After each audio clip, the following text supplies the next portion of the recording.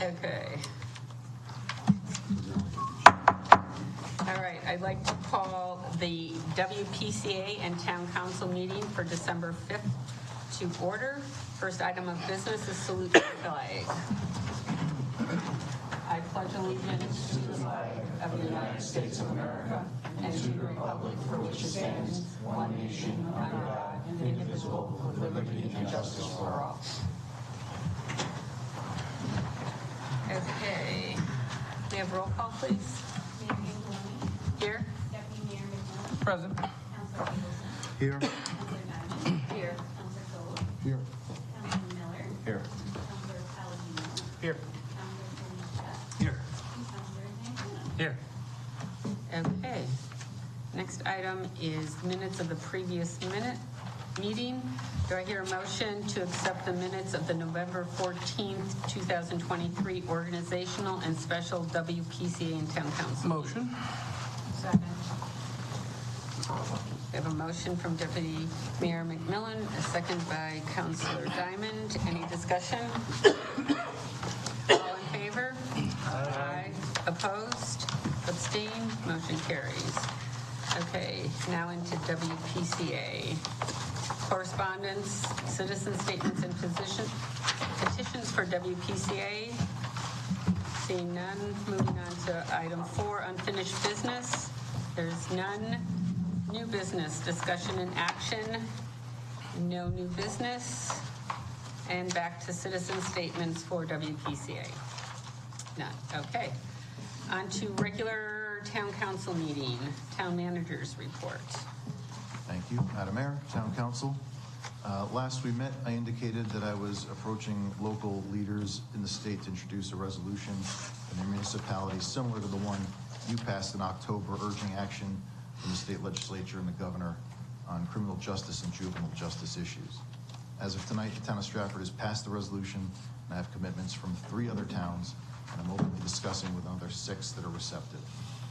I don't wish to name them publicly tonight, as I'd like them to have the opportunity to go through their local process, but you'll be updated as these towns additionally pass this resolution. I'm continuing to communicate with and urge other town leaders to do so, with the hope of reaching a critical mass of towns and cities to band together for legislative action during the General Assembly session that begins in February. As you know, we've made a full court press to attract applicants for the brand new Veterans Service Commission. We had the item covered in local papers, online, and in social media, as well as having sent roughly 700 letters to veterans registered with our assessor's office asking them to consider applying. Tonight, members of the council have folders before them, which include applications of 15 residents looking to be appointed to the new Veterans Service Commission. The folder also includes a spreadsheet showing the party affiliation and district of each applicant we have to date. Frankly, I think 15 is a pretty good number of interested applicants to have and to choose from, and I'll continue to pass along any new applicants received as you begin to make your selections on who you wish to appoint. We had a successful launch of the new property check functionality through COT system. This, of course, is the new system that the council approved that residents can sign up for to receive alerts associated with changes in the town's land records for their property. The purpose is to provide an added layer of security against property fraud. Residents interested in signing up for the alerts can do so on our website, northbranfordct.gov, and click property check in the online services, or you can go to the town clerk's website on our page to sign up as well. In just the 1 week we have been offering this, we've had 70 registrations. We recently had 2 ribbon cutting events. On November 16th, I was joined by Mayor Angeloni and State Representative Vincent Candelora in welcoming Central Cafe, a new neighborhood bar located in Central Plaza, we wished owners and newlyweds Norm McDonald and Mar Parse best wishes. And on November 30th, I was joined by Representative Vincent Candelora and State Senator Paul Ciccarella in congratulating Duncan and Northford on unveiling their brand new full renovation, which includes a cold beverage tap system, updated menu board, improved drive-through, energy-efficient FF&E, and streamlined menu. We have 2 more events coming up for We Fix It and Sweet Poppies this Thursday at 4 p.m. We Fix It is a new cell phone and device repair shop, and Sweet Poppies is an allergen-friendly bake shop specializing in cakes, muffins, donuts, and other treats that are gluten and allergen-free. They're both located next to each other in the same plaza as Good Vibes Nutrition at 1717 Foxen Road.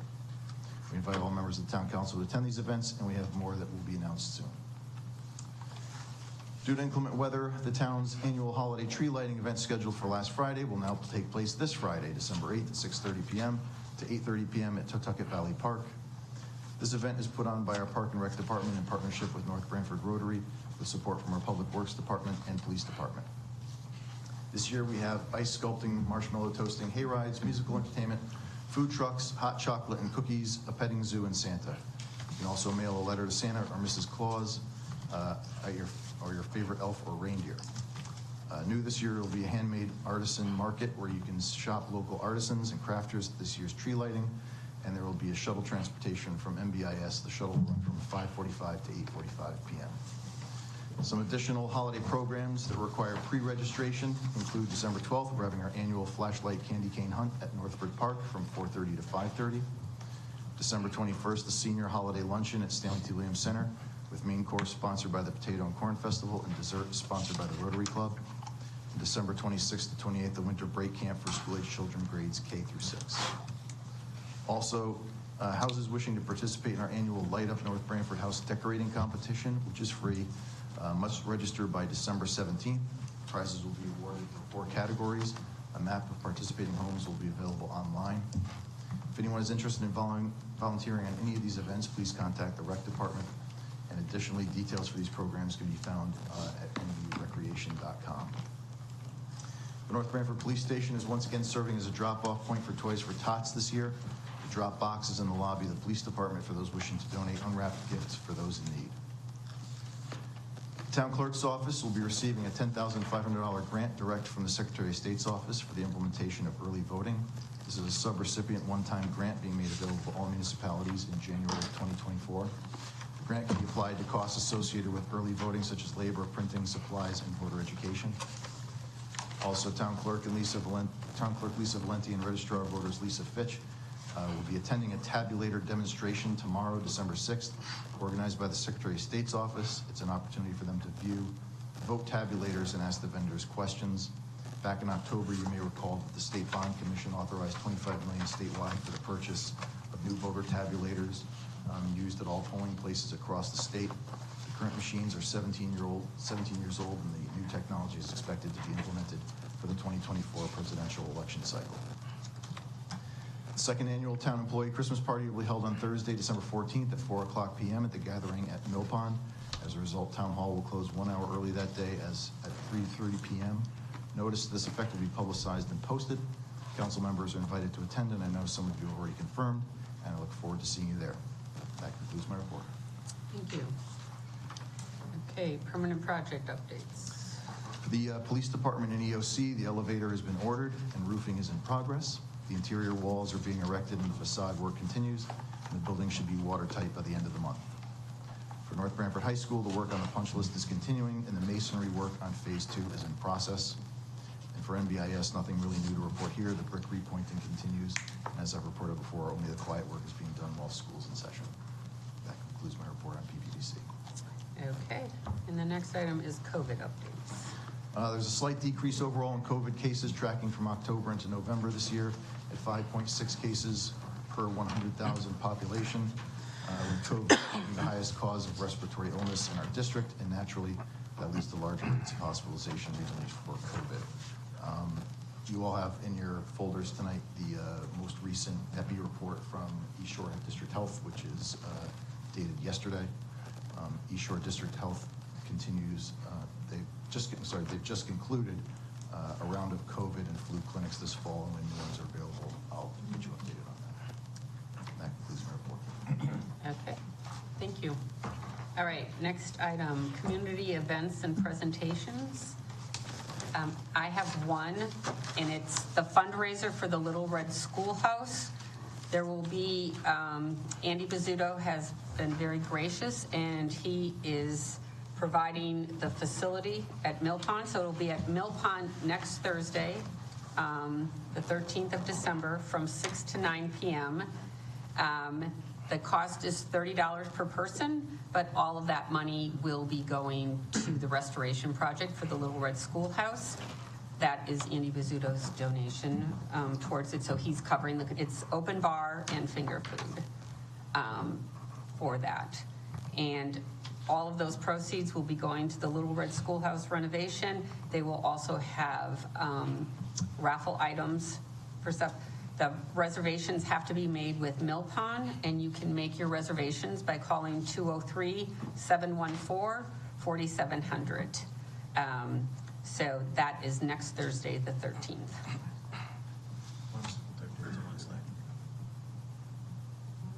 Oh, I'm sorry, Wednesday. It's Wednesday, the 13th, because Thursday is the Christmas party for the town hall at Mill Pond, which is the 14th. So, I'm sorry, it is the 13th. Wednesday, the 13th at Mill Pond for the Little Red Schoolhouse restoration. And they'll be giving an update on the project as to where they are with it and the next steps that will be taken for that. So, does anyone else have anything? None? Okay. Move on to citizen statements, petitions, and correspondence. A letter from Economic Development Commission regarding the blight ordinance.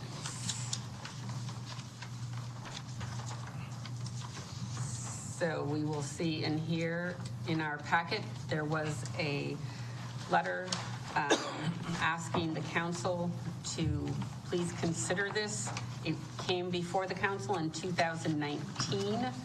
There is a draft of the blight ordinance is in our packet from 2019. I know one of the reasons it did not go forward at that point in time was our ZEO was out on medical leave and then ended up retiring after that, so we didn't have a ZEO, and then COVID hit. So that kind of stalled everything.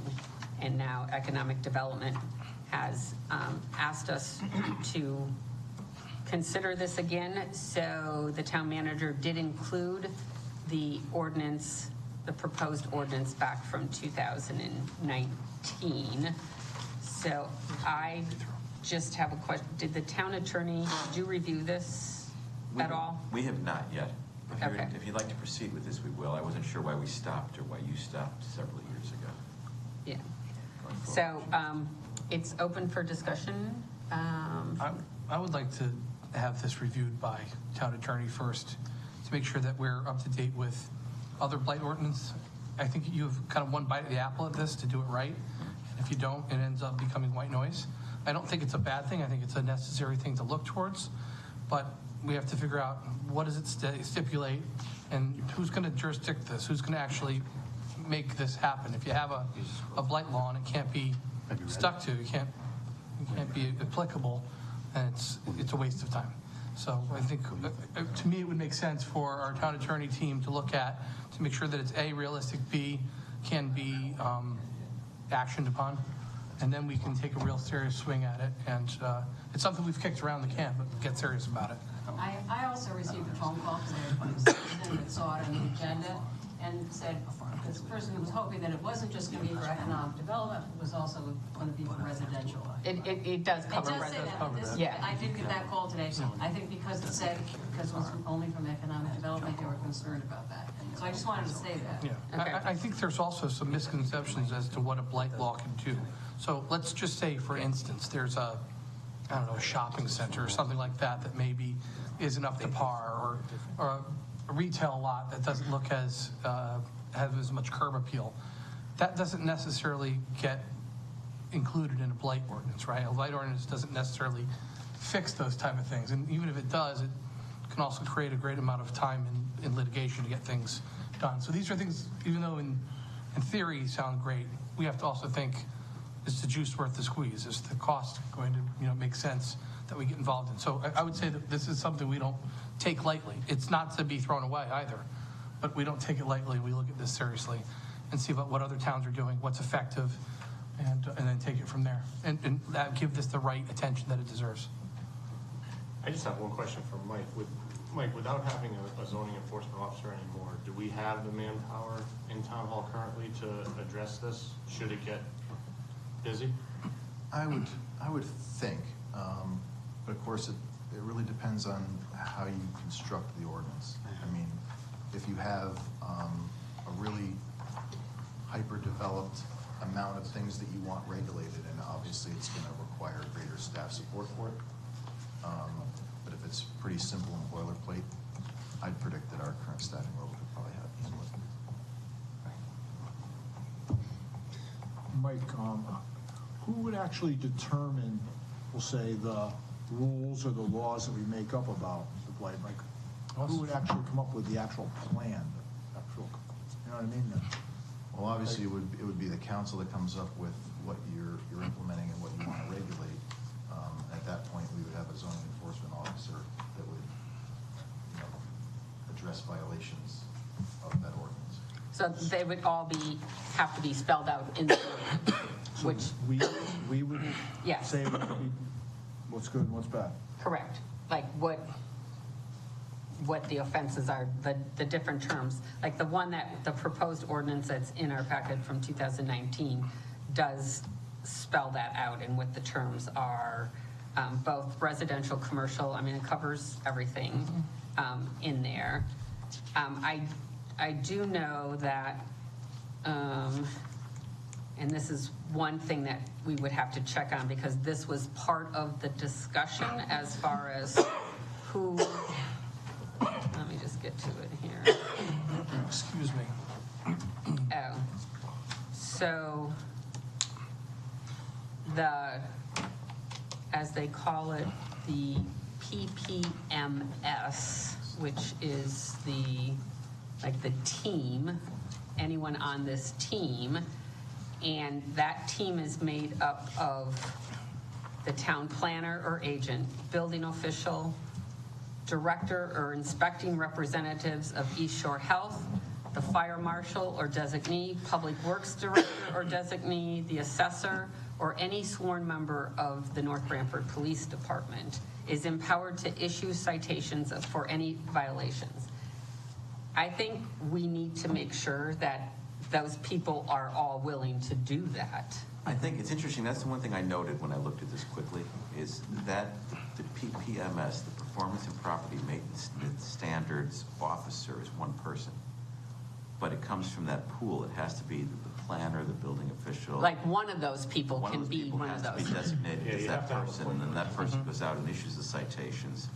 And then you then can take an appeal. You'd have to take an appeal from that. But it's not a whole group, it's not a team. It has to get. This is much like we did the ATV ordinance, where we had someone that was reviewing these things. Right. You need someone that does that. You have your ATV hearing officer. Hearing You have officer, somebody- correct. Well, it We is have. defined as to who the hearing, it's the zoning board of appeals, I believe they put in here. Yes. But I just don't know if all of those people in there, it says that the enforcement officer, in addition to including all of those people I just mentioned, can issue a citation. That seems But- insane. Yeah, I think we need to talk to all of those people and say, is this something you're willing to do, or do we want all of those people to do that? I think all those people should be able to make a referral to the zoning enforcement officer, but it should be one person that's doing that. Right.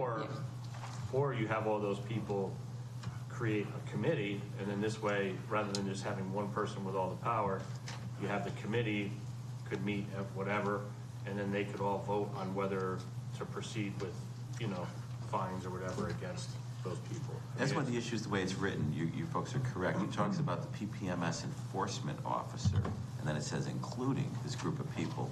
Right. Then it says the officer is empowered as opposed to they are empowered. I think it's written very loose and incorrectly. I would assume that there should be one person who gets the advice and I think, referrals from other people who are in the so, field. and this is why, That's what other towns do. They have a blight officer. yeah, he and or this is she why does we something needed else. the It needs town to be attorney, reviewed. because you were not the current town attorney at that point in time. And so I think we need it reviewed and, Some guidance. yeah, I'd ask that you look at some other towns yep. and see what theirs look like. Mike, with our current zoning regulations, and are we able to manage those successfully? Yeah, I believe so. So I'm just concerned that do whoever is designated the office or the I don't know the right term, the officer here, the blight officer, does he have, the time to do that in his current role? I mean, I think that's, like I said to Ron, I mean, I think it probably is something that could be neatly folded into their workload, but, again, that depends on the magnitude and the depth to which you go in your ordinance about what you're regulating. But it's definitely an important part of the conversation. Because the other thing I mentioned to some of my council members here is that, and I think I mentioned this back in 2019. So if someone lives next to a farm, that farm, if this doesn't apply to them, they could do pretty much whatever they want on their farm. Yet I'm the next door, that the person next door has to abide by the blight ordinance. If you exempt farms. Well, from my understanding in 2019, the farms this doesn't apply to farms. They're under their own jurisdiction somewhere else in the state or something. And I'm not sure, but that's how I understand it from back in 2019. They try to exclude it. They talk about cultivated gardens, but then it talks about grass greater than 12 inches will be a created nuisance. Well, if you have someone growing hay, it's going to be, as you know, more than 12 inches. So, I don't think the intention is to exclude farmers or corn farms or hay farms. So we have to write it. I do remember that. But I just remember someone's making a statement that the farms, it doesn't apply to farms because of some farm rule or somewhere in the They state. could have equipment and everything. Right, so they could line their border with all the scrap equipment, and that was my understanding. Now, I could be wrong, but that's what was my understanding in 2019. As to what was explained to us. Yes. Yes. Yeah. I do recall that. I remember that too. Yeah. I think So those are all concerns that we have. If you can look into that, and so is it the consensus of the council to just bring it back on the next agenda, that we can look at it a little bit more after the town attorney looks at it? that would be my suggestion. If we want to proceed with it, because if it's not an ordinance now, so then we would have to follow the rules of getting to that step if we decided to do that. Yes. Mike, have we ever had a blight ordinance and it just went away? Or is this just something, I mean, I get why we want it for, I understand. Not in my memory, So the town's never had a blight ordinance. not to my knowledge. So, It would still be on the books if we did, unless Unless it was repeated. and it was repealed or whatever. So, from what I gather, we want to, as a blight ordinance, if a building's in disarray, quote unquote, abandoned, not abandoned, but they still own it and they haven't done anything to it, that's the blight. Or if somebody's got multiple automobiles sitting on their front yard, rotting away with a lot of hay, right, that's a blight, right? Okay. Because I just mentioned this, so if I'm working on my car, an old car, and I put it out in my driveway and I have it covered, but I'm away for 2 weeks and it gets uncovered by the wind, then it becomes a blight. It's on your driveway. So they're talking, typically those type of laws stipulate, like a car, let's just say there's a car that's been rotting away on a lawn. Right. That's the blight. Not if a car is meant to be on a driveway, it's not meant to be in front of the home, on the road.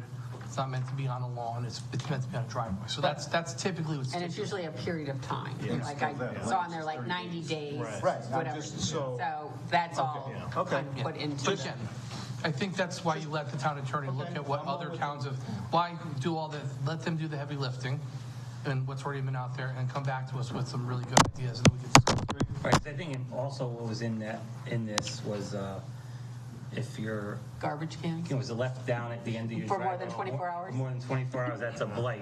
I got news for you. I will never call on one of my neighbors. Some people would. That's ridiculous. Well, But yeah, but I mean, like with the vehicles too, like I said, it's Comes chase your tail. I know from what you just said, it's typically one person, but can you look and see if anybody also does some sort of a blight commission too. I just worry, I don't think we have problems now, but I think in the past we've had problems with, how do I say this softly, with people in town that have gotten into positions and the powers kind of go into their heads and it's caused problems. To have one person, to have that sit with one person, I'd like to try to avoid that if at all possible. This way it's a vote on stuff. This way it's not just one person. If he doesn't like somebody or, doesn't get along with somebody that he doesn't, you know what I mean? I think it would be a fairer process that way. You don't want the job? Nope. You know someone out there. But I mean, when it comes with the vehicles, for example, like in East Hartford, we have an ordinance on it with the unregistered vehicles. It's not necessarily under a blight, but if you have the unregistered vehicle on your property, you can be cited on the town ordinance and a police officer will come, green sticker it, and you have 30 days to remove it. If it's not removed by then it gets towed away. So it's not like, you're working on it even for like a couple weeks. There's things that you have the 30 days, so you have a time to be like, whoa, before you pull it away, look, I was working on it, I broke my arm, so it's not an automatic 30 days it's gone. It's just like, hey, here's your heads up. It gives you that time frame to either remedy it or just seek, a waiver on it. Right. I mean, like in my experience with Stratford, which has a pretty robust blight ordinance, we would have residents, for example, they haven't mowed their lawn at all in a year. And there's a service procedure where they're notified, and then eventually, when it gets to the point where they just have not responded or done anything, the town would go in and clear it, because you'd literally have 6 feet of grass next to a perfectly manicured home, and you can imagine what that does in a neighborhood. Yeah. And we would send Public Works in, they would clean everything, and then we would lien the property for the charge to do the cleanup. So those are things you just need to consider. Okay, so I think you have a flavor of what the council is looking for, and you can go through that, propose some things, and have it come back to us at our next agenda on there, and then we'll see if we want to move forward with it. Okay. So next item on the agenda is resignations and appointments. Madam Mayor, if I could just, we're back on correspondence. I just wanted to bring everybody's attention to Bill Savastano had sent in an email to the council relative to the blight ordinance. It's in your packet.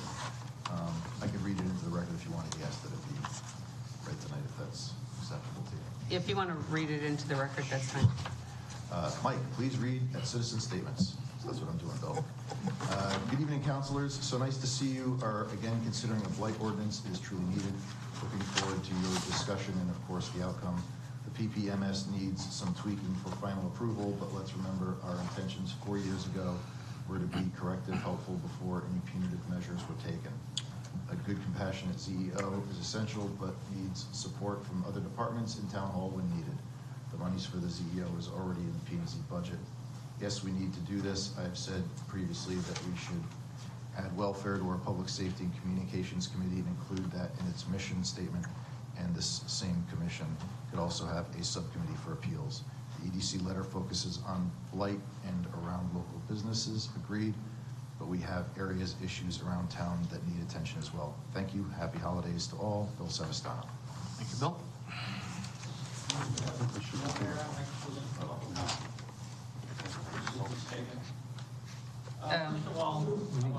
The hate rights for coming up Friday night. We were ready well in advance.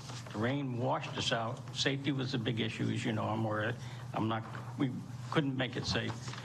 The weather's going to be great. Bring your grandkids, bring anybody. We're going to have 2 hay rides running. We're all set, basically, and the weather's supposed to be warm. I would just like to dovetail a little bit of this blight. I think it became a problem because look at 944 Tucket. That only went 20 years before we got it fixed. But planning and zoning, it became a planning and zoning, and a lot of this is where it was. We went to court 3 or 4 times, and a lot of it dragged on, but again, planning and zoning. But I remember also when this was discussed, the police department did not nobody had enough bite other than the police department, and they didn't want to be burdened at that time with having to go arrest people. They had more than enough work to do. That was one of the big stopping points, I believe. Who else was here back then? Do you remember that? I remember the farms too, Tommy, but it sort of fell on the cops, and they have enough work already. So I think that's what stymied a lot of this. Who's got the bite to enforce things? And if the police just did not feel they could handle that extra workload. So I think that's what happened last time, and I don't know where it's got to go this time.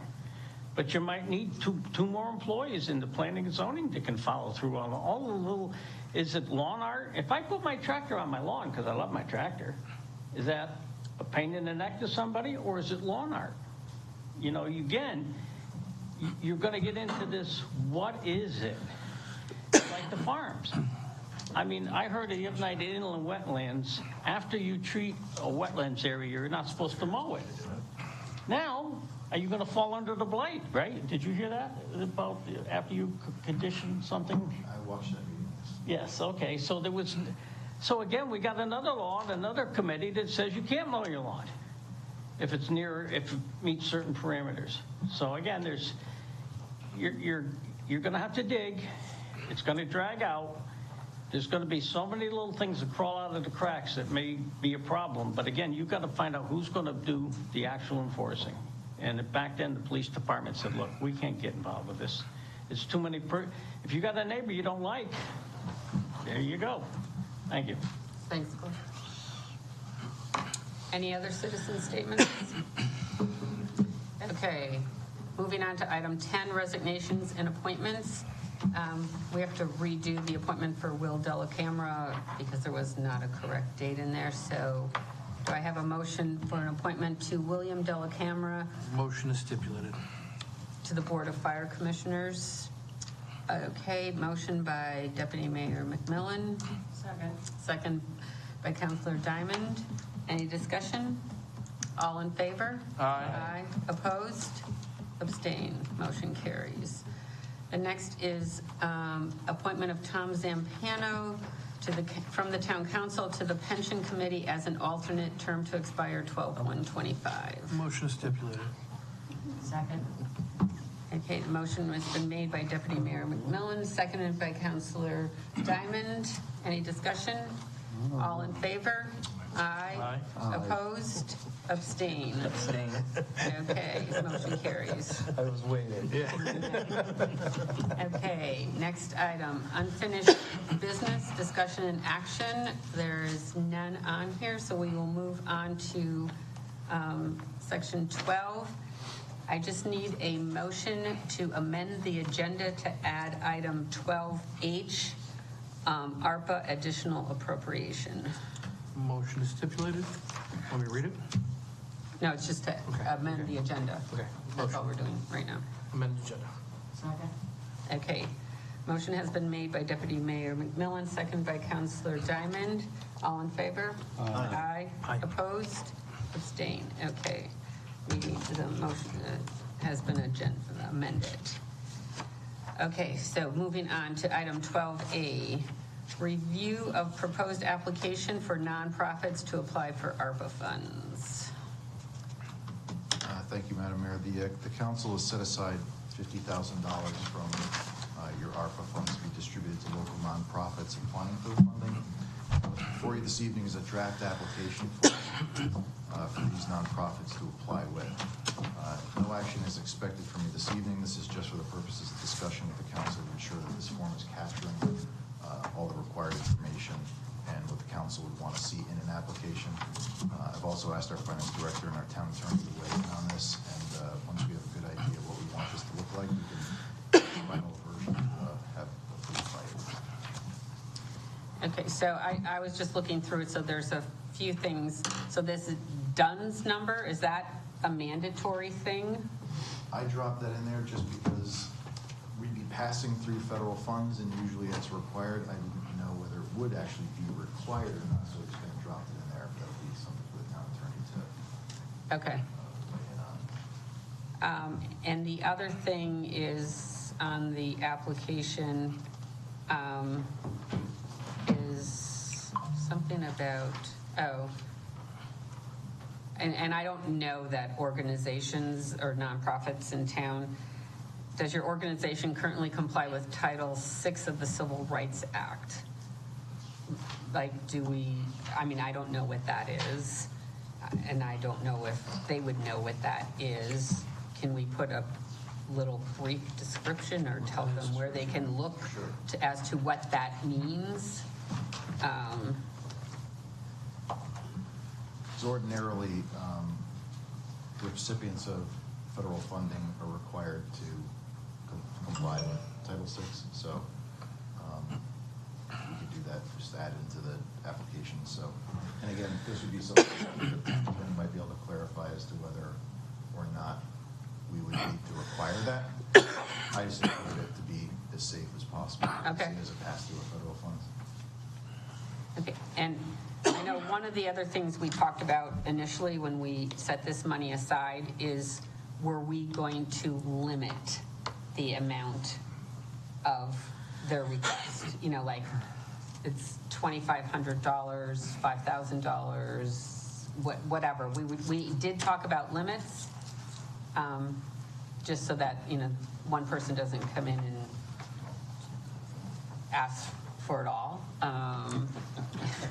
type of thing, so, which I think should be part of the application if we. Yeah, what range that they're looking for, and then maybe we can, once we get a pool, we can divvy it up. I think that might be the easier way to do it. Get a range of what you're looking for, get your wish list, and your kind of low game.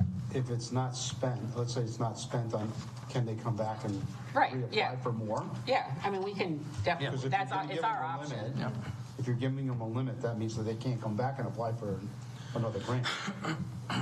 Yes? If we put a limit of $2,500 and we give them $2,500, can they come back for another $2,500? Well, you could probably write it in the sense that if there's additional money at the end of this, Correct. you can reapply. Yeah. You could probably do something like that, or I would think. Right. You said something about a DUNS number. Not everybody has a Dun and Bradstreet number. It's not a Dun and Bradstreet. That's not what it is. It's for, it's issued by the federal government. It's, what does it say here? What it is? Then that means that every nonprofit should have one. Which I doubt that they have. Yeah, only if they're a recipient of federal funding would they have that. Right. So a DUNS is a Data Universal System Number, and it's issued by the federal government for federal grants. So that means they would have to apply for a DUNS number. Well, Mike said he just put it in there, and they're going to talk about it to see if it's a required thing or not. Okay. That's why I brought it up, is because I doubt that most of the nonprofits in town have a DUNS number. Brian,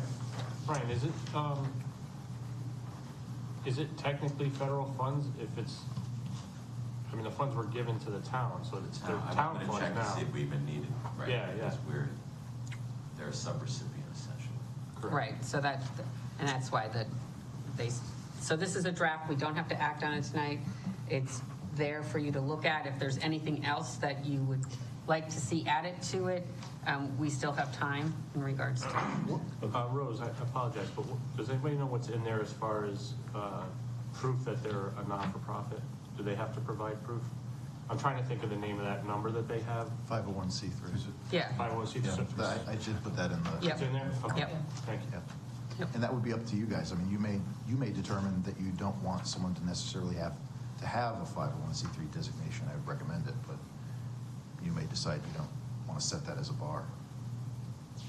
I think we should, but.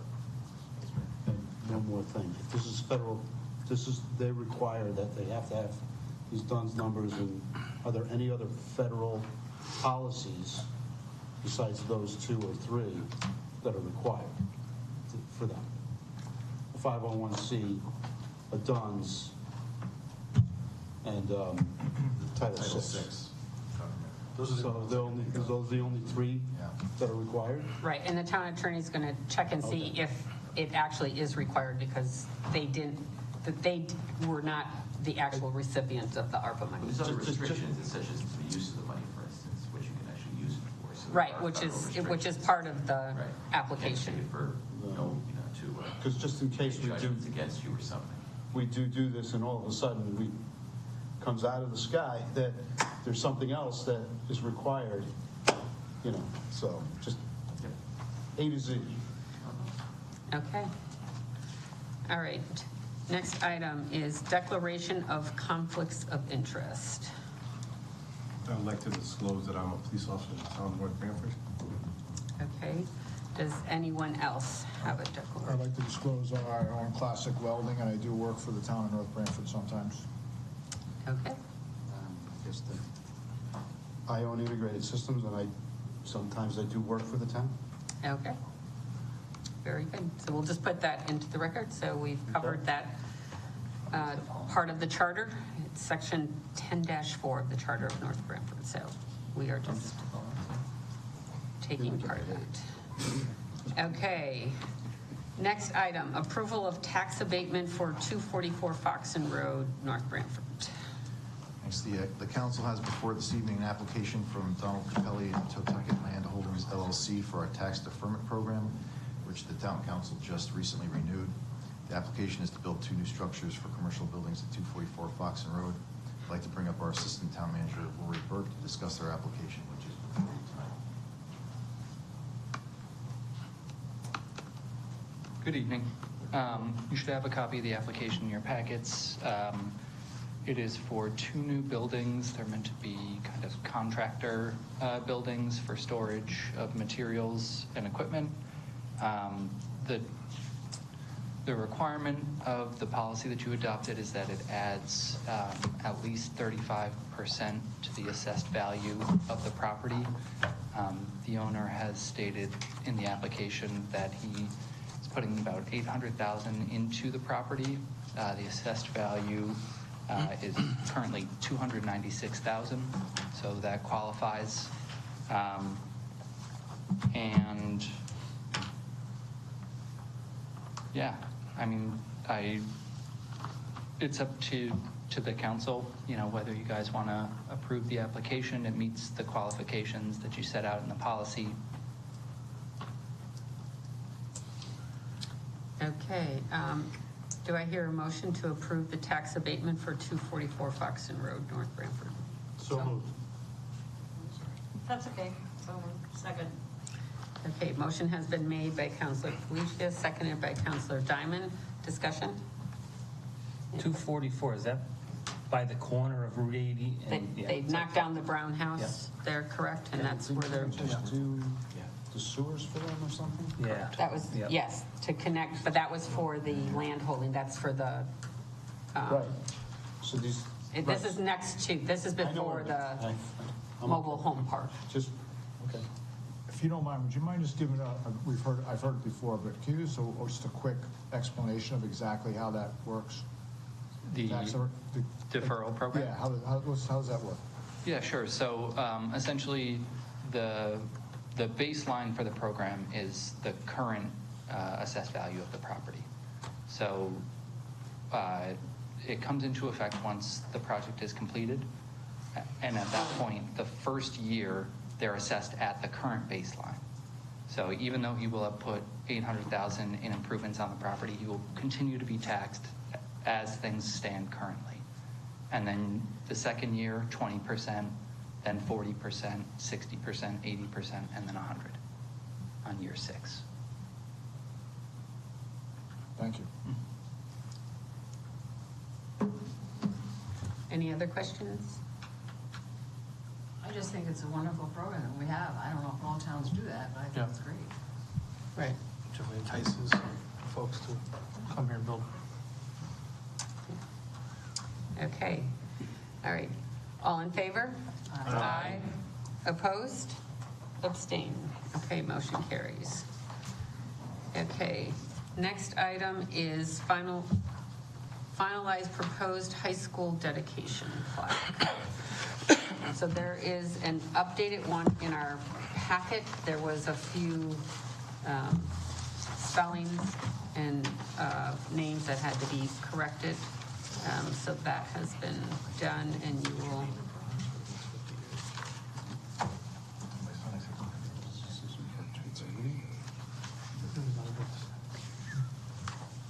So, the only question I have is, the high school opened in 2023. I understand there's a reason for the dedication for 24, but we had a graduating class, 2022, 2023 in a high school that was opened. Shouldn't we accurately depict when it was opened, not when the project's finished? I mean, the other high school had 3 different project parts that finished, but the plaque itself is typically for when the dates of what you opened. I'm a little confused as to that. I mean, I have an idea of what might have happened, but. Well, I don't know that we've had any of our school construction projects that have been done in phases. I know Jerome Harrison it was all one project when they did it, the NBIS project. So I'm not sure what the protocol is. I mean, that's the only thing that this was designed to be done in phases. So I'm not sure what the protocol is for the plaques. I think conceptually the idea was that when the complete project was finalized, there would be a dedication for the entire high school, and that's what this is relative to. I mean, the Deputy Mayor's point's well taken in that it's already been opened. You could modify it to say 22 or 23 to 24 if you wanted. That would be purely up to the council how you wanted to do that. I always think of things being dedicated when they're completed, totally complete. It's kind of. And it does encompass all of the people who were on the board, but like the Board of Ed Town Council that are currently not on it, so it goes back to actually when the project was approved. Did we ever have a ribbon cutting? For the high school, no.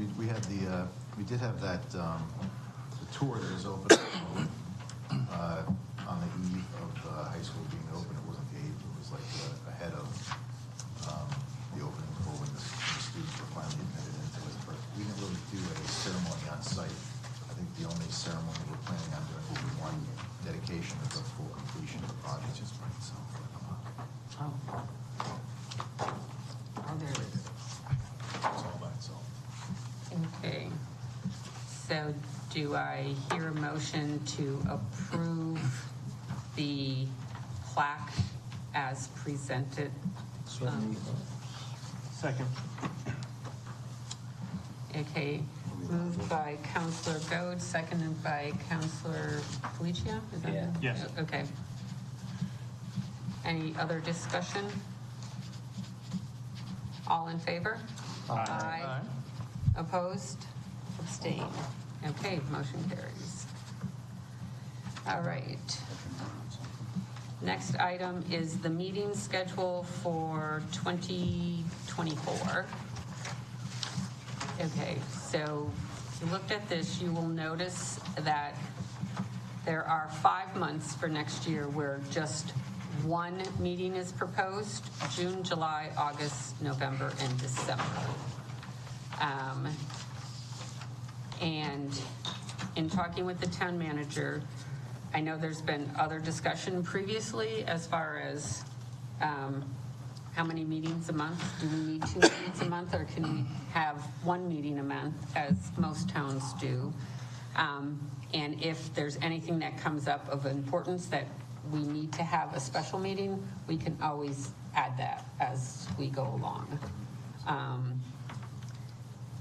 The other thing is that I think for April, we need to keep the 2 meetings, because one is a budget hearing, is the public hearing for the budget, and then the first Tuesday and the third Tuesday is generally when we finalize the budget. So my suggestion, and I'm just going to throw it out there, is that we go to 1 meeting a month on the third Tuesday of the month, except for April, where we would have 2, and keep them on April 2nd and April 16th.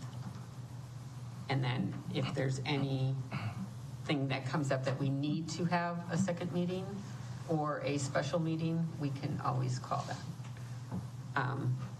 So I'm open to discussion as to what your thoughts are. So you're saying 1 meeting every month except for April? Correct.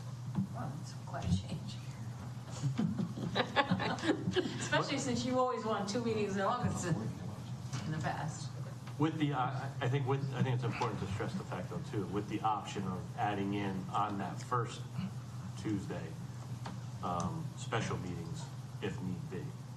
Well, it wouldn't necessarily have to be the first Tuesday, because something could come up that we would need a special meeting, and it might not be the first Tuesday, and we need to call a special meeting, and we can agree upon the date on the special meeting. But I think But this there's past... flexibility there. There is flexibility, and I think this past year, we've done a good job on the council, especially when Jeff was mayor, of having very concise meetings and getting through things. And we've been very good, I think, about sticking to those agendas and not adding things to them to make our meetings go very long. So I'm willing to give it a try. I think it'd be good if we ended up staying late and we know we needed more, we could always add it back on if we need to, right? Yes, we can always add a meeting, yes. Right, just play it by ear, see how it goes. Sounds good to me. So, I think I like that idea as long as we agree that if we're gonna have a meeting, we decide on is it gonna be a Tuesday? Because sometimes what will happen to some of us, will start filling up and we won't be able to come to some of those additional meetings. I would hope that we say, okay, one meeting, but maybe if we have to have another one, it's gonna be on a Tuesday. oh, that's fine, yes, I totally agree with you. But sometimes things, I mean, I know we've had a few, like just quick meetings, they can be Zoom because there's something we have to vote, one item we have to vote on, and we can do a Zoom, and are you available on this day, and it's a very quick meeting. But if it's of any substance and we have to, be together because I definitely would stick to the Tuesdays, yes. Because those are our dates that people are used to having the council meet. And I would definitely do that. And if we have to have Zoom meetings, I've noticed that if we have a Zoom meeting at 5 or 6, a lot of guys here can't quite make those meetings because of working. So if we are gonna have a Zoom, we should still have it at 7, because I've noticed in the past couple of meetings when we've done Zoom, it's been hard for some people to do that, like at 5 or 6. Yes, we try to avoid Zoom meetings unless it's one item only, and it's like, here's the information, it's basically to meet, discuss, vote. They're very quick, and just a specific item. I would not say we would do Zoom if we have several items on an agenda. The only thing I'm thinking of, and not to complicate matters, but if we're gonna do that, I think everybody's sort of leaning to, I like the agendas. Would we want to, with the anticipation that the agendas might be longer than they are now, twice a month, would we consider starting the meeting at like 6:30 instead of 7, just so we're not here later than we need to be? I think we could play that as we go. We can determine that, right? We don't have to. If you set the meeting schedule now and then you change it after the fact, it's a special meeting. Oh, If you okay. change the time, yes, Okay. so that would be the concern, is that if you started changing the start time, I'm then just throwing it out there, just, then becomes a special meeting. Right, Your problem with a special meeting is you cannot add items to the agenda. right. Yeah, okay. You have to decide tonight if you're going to do 6:30 or 7. And then to be clear, are you proposing one meeting every month except April? Correct. Okay, because the schedule has a difference that you provide. I just want to be Correct. clear on that. Yeah. Yes, That's- yes, it's, the schedule only had those 5 months with one meeting. But the discussion is, do we go to one meeting for the whole year and make it the third Tuesday of the month? Because when I looked at the dates, we would be changing the pattern in certain months because of holidays and things like that. But having it on the third Tuesday was there was like no conflict in the months. And that's already one of our council meetings, is the third Tuesday. And no change to salary? No change to our salary, unfortunately. Yeah, We aren't going to get a pay cut on this. yeah. We take, like I said earlier, we take away your cappuccino machine, you only get the latte machine. So, And we can do that in March with the budget, have just one meeting? No, you'll have budget workshops. Yeah, set. I don't think this includes the workshops. it does, yeah, it doesn't include the budget workshop. This is just our regular meeting. Correct. Yeah.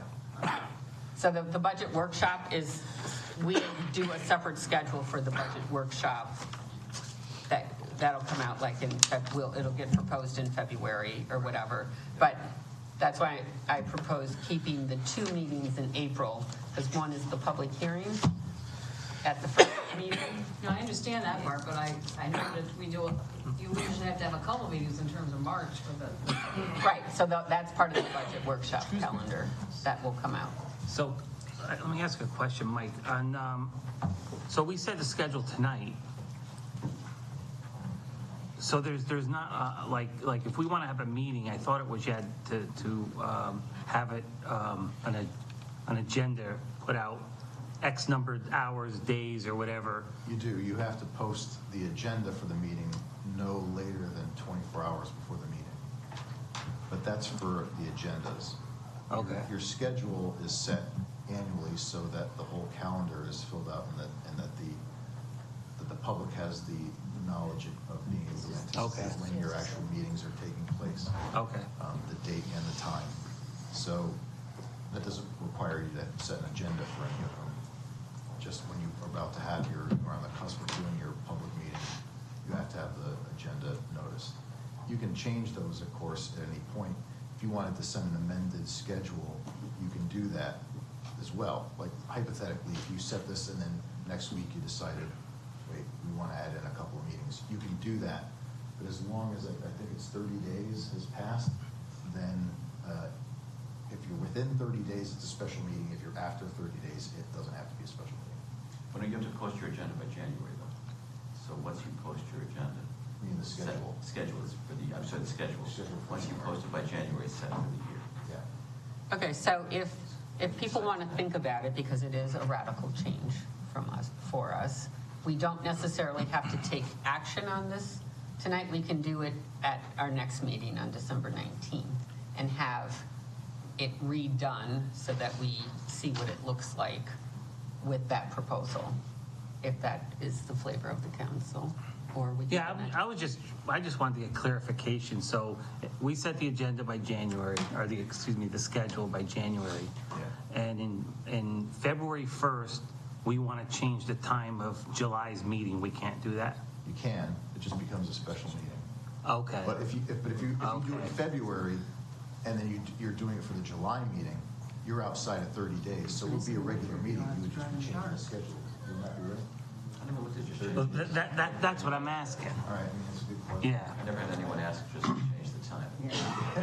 Right. As opposed to the date. So why don't we? Because if that were the case, then we would, if we started running into problems, we'd know it. And so in the future ones past 30 days, we'd be able to make that adjustment. Right. And not be in violation of anything, or, Right. right? So why don't we bring this back at the 19th meeting so you can check those things and have a revised calendar with one a month on the third Tuesday? Yeah. Except for April. We'll keep the 2. And then the only other thing on this agenda that's in our packet, they listed the first meeting for 25, but that's the wrong date because that's a Thursday. January 2nd is a Thursday. So it would really be January, if we stuck, it wouldn't even be January 7th because if we stuck to the third Tuesday, we're beyond that. But that January 2nd date on the one that's in our packet is not correct. Not to throw a monkey wrench in, but just to make it where maybe it would help if we had it, of course, in April, we're going to have the 2. And then if we have through the summer, June, July, August, and like if September we did 2. Not like another month where you put 2 in, kind of to maybe help out the load if we had to. You know what I mean? Something we could, but we could always. We can amend. Always amend Special and put it meeting. in. Special meeting. water pollution control. I didn't quite catch that on the January 2nd thing. January 2nd of '24, is it? No, is it no, 25? at the bottom, she has January 2nd, 25. Okay, got it, thanks. Got it. Okay, so we're not going to vote on it tonight. We're going to come back with the revised and then look at it. Okay.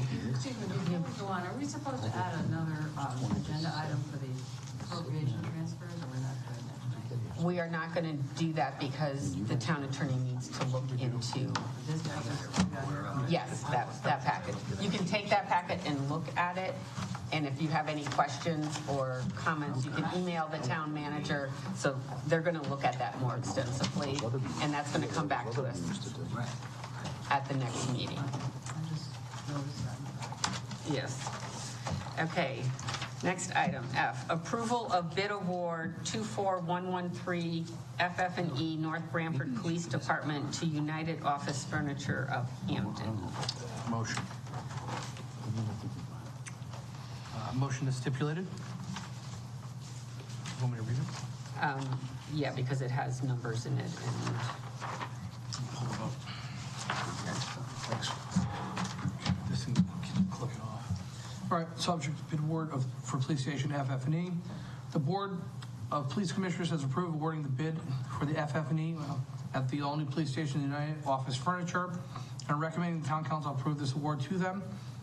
Suggested motion is that bid number 24113 for FF&E from the North Branford Police Department EOC project is hereby awarded to United Office Furniture of Hamden for the base bid of $85,877 plus shelving not to exceed $5,346 for the total of $91,233.00.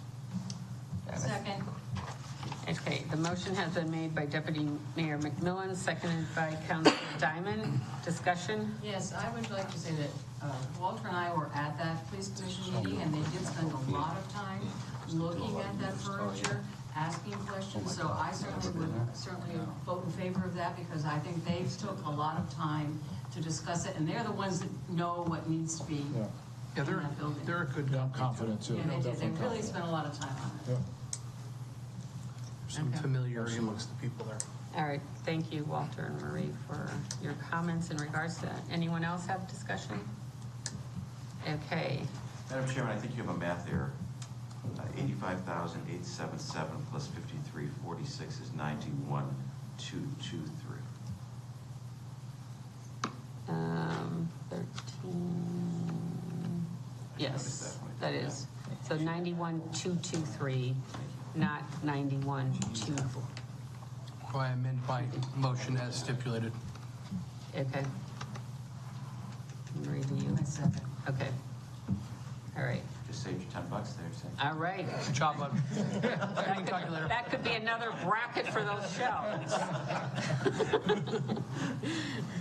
Okay. All in favor? Aye. Opposed? Abstain? Okay, motion carries. And the next item is liaisons to boards and commissions. So I just put this together based on who I remember being on the liaisons to these boards and commissions. This is for discussion purposes. And Nick, I'm sorry I spelled your name wrong on this little form here, but, so these are the current boards and commissions that we have liaisons to, who the liaison is, and then on those that I knew when they met, I put what day they met. The only one I didn't know was the public safety communication. When do you usually meet, Marie?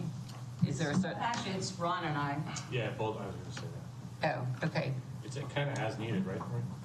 It's not a set, It's not a set schedule, right? it's not like the fourth Wednesday of the month or something like But that. I actually had a conversation with Dave Palumbo today, and I think he's gonna be having one soon. Okay. Okay. All right, so these are the current ones. The appointments are listed at the bottom. Those are the ones that are actually come from the council as appointments. So the pension committee, we've taken care of. The blueprint committee was appointed earlier this year. that can be changed if people, no longer want to be on it, or if someone else wants to be on it, we can always add an alternate because there's certain committees that do that. I'd like to have someone replace me on there. On the blueprint? Yeah, and the reasons my job changed, and I'm gonna struggle there, and I'm not gonna do it justice. You Okay. know. That's terrible. Okay. So if people just want to look, if you have any questions in regards to this, just let me know if you want to stay on your committee. If someone does not want to stay on their committee, we will try and fill all of these liaisons. We may not be able to. We're all volunteers, and we all have, our schedules are getting a little full. If we can provide a liaison to these committees, we would love to, but it's something that we started in the last couple of years. We didn't always have liaisons to boards and commissions. So we always have the option, in case we can't make the meetings, that their minutes are published online. So we can always read up on them and see what's going on. And if we have any concerns, we can always reach out to them. We will try and fill all of these, but I know a lot of us, our schedules have become very busy in our work schedules. So I would just appreciate if anyone, just email me or let me know if you want to stay on your committee, you want to move from your committee, if there's something else. I would like to come off mine. I have some, Okay. in the coming years, some more responsibilities with the RTC, so Okay. I have to attend to. Okay. So we'll look for someone for Blueprint, if anyone is interested in the Blueprint Committee, if anyone is interested in economic development. And then if there's anyone else, just shoot me an email and we can look at this at the next meeting and you can let me know. So on Finance Subcommittee, we are looking for one more person on there. We already have 3 Republicans, so if there's a Democrat that would like to come on to the Finance Subcommittee, that would be appreciated, so it's well-rounded. So right now we have a meeting, we generally meet the second Tuesday of the month. We haven't met the last couple of months, so we are scheduled to meet next week.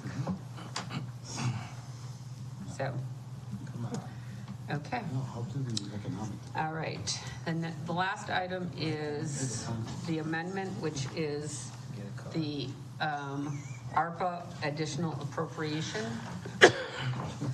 Should I ask her? So, do I have a motion? Yep, I have a motion. Read it as stipulated here. Be it hereby resolved that the North Branford Town Council instructs the Treasurer, Finance Director to increase the budget of ARPA project 099-014 by $930 to allow for the purchase of the Wi-Fi gateway to allow connectivity of the new LifePack 15. Do I have a second? Second? Okay, the motion was made by Deputy Mayor McMillan, seconded by Councilor Diamond. Discussion? Is this the last thing for this, Anthony? I certainly hope so. Yeah, me too. I know this has come before us a number of times. We're going to need this in the office here next time. The heart attacks. So, okay. Any other questions? All in favor? Aye. Aye. Opposed?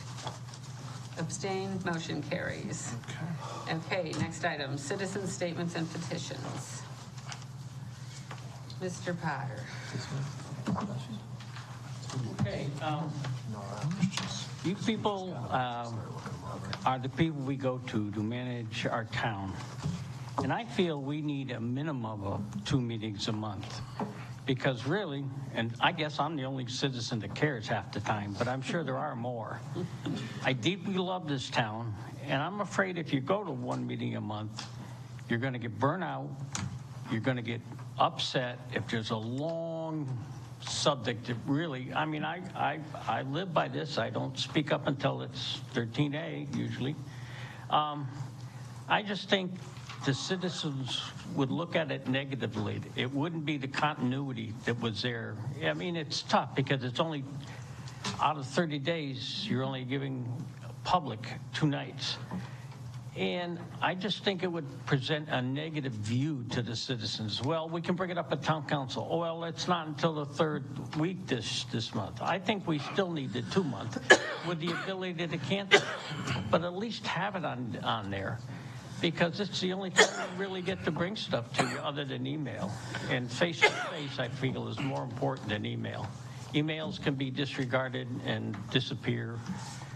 I mean, I just feel it's that important, because you people, we put our trust in. And I want to compliment you. It's one of the best town councils I've sat through in many years. And I've sat a lot of time back there because I care about this town. And that's why I put my input about the blight did come up, and it got hashed. And the police department says, look, we're backing out. We can't chase every little flower pot in the middle of the road because the neighbors complain, and that kind of attitude. So there's history that's got to be brought forward, and I really think you still do two meetings a month. You've got the Water Pollution Control Authority. You got to make decisions for them too. And if you get, what if Munger finally comes up big? I mean, that's going to really be a big meeting for you. So I think you're cramming. You need a meeting and a half. But I don't think you can do it in a meeting 1 month. I think you'd still need your 2 a month with the ability to cancel. And that's just my personal view. But I think I speak for more people myself, because you are the people, our go-to, really. You determine the future of our town. And 1 night a month, I don't think you can do that. Thank you. Thanks. Any other comments? I just have a question for Brian. I was told that typically in other towns, they meet once a month, and that we meet more than most towns. I knew you were going to ask that. It's funny, because when he was talking, I started thinking in my head, towns we represent and how many nights we go out. We have a small town that does twice a month. I have a large town that does once a month, and a number of, I know several of them actually that are once a month. Twice a month is a lot. It is frequent. But you, of course, have the ability to call a special meeting. So if there is something, that's going to take time, you can call that special meeting. It might put on the agenda. You can, as the mayor, to deal with that issue.